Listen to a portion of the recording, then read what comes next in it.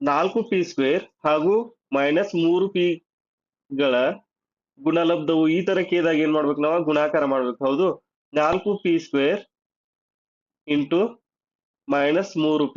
Okay, so ಗುಣಾಕಾರ ಮಾಡೋಕ್ಕಿಂತ ಮುಂಚೆ ನಾವು ಏನ್ ನೋಡ್ಬೇಕು, ಮೊದಲು ಸೈನ್ ಯಾವ್ದು ಬರುತ್ತಾ, ಆನ್ಸರ್ ಒಳಗಡೆ ನಾವು ಚಿಹ್ನೆ ಯಾವ್ದು ಬರ್ಬೇಕು ಅನ್ನೋದನ್ನ ನೋಡ್ಬೇಕು.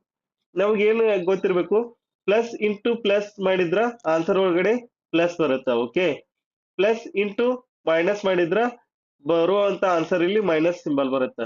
ಮೈನಸ್ ಇಂಟು ಪ್ಲಸ್ ಮಾಡಿದ್ರೆ ಬರೋ ಆನ್ಸರ್ ಅಲ್ಲಿ ಏನ್ ಬರುತ್ತಾ, ಮೈನಸ್ ಬರುತ್ತಾ.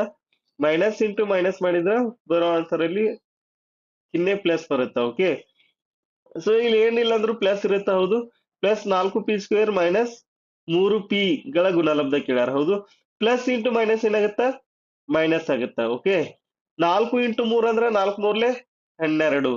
ಓಕೆ, ನೆಕ್ಸ್ಟ್ p⁻2 p⁻1 ಗುಣಾಕಾರ ಮಾಡ್ರಿ. ಇಲ್ಲಿ ಆಧಾರ ಸಂಖ್ಯೆ ಸೇಮ್ ಅದ ಅಂದ್ರೆ ಏನ್ ಮಾಡ್ಬೋದು ನಾವು, ಘಾತ ಸೂಚಿಗಳನ್ನು ಕೂಡಿಸ್ಬೋದು. ಹೌದು, ಇಲ್ಲಿ ಏನಾಗುತ್ತೆ, ಇದು p⁻3 p³ ಆಗುತ್ತ. ಸೊ ಇದ ನಮ್ಗ ಘಾತಾಂಕಗಳ ನಿಯಮಗಳು ಗೊತ್ತಿರ್ಬೇಕು. a⁻m into a⁻n is equal to a⁻m+n ಆಗುತ್ತೆ. ಓಕೆ, ಇಲ್ಲಿ p² ಇಂಟು p ಇದ್ದಾಗ p ಅಂದ್ರೆ ಇಲ್ಲಿ 1 ಇರುತ್ತ.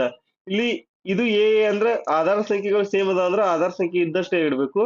ಇಲ್ಲಿ ಮ್ಯಾಲ ಏನ್ ಘಾತ ಸೂಚಿ ಇರುತ್ತಲ್ಲ 2+1 ಮಾಡ್ಬೇಕು. ಓಕೆ, ಕೂಡಿದಾಗ ಏನಾಗುತ್ತಾ p³. ಸೊ ಆನ್ಸರ್ ಒಳಗಡೆ p³ ಬರುತ್ತ. ಓಕೆ, -12 p³ ಆನ್ಸರ್ ಬರುತ್ತ. ಓಕೆ.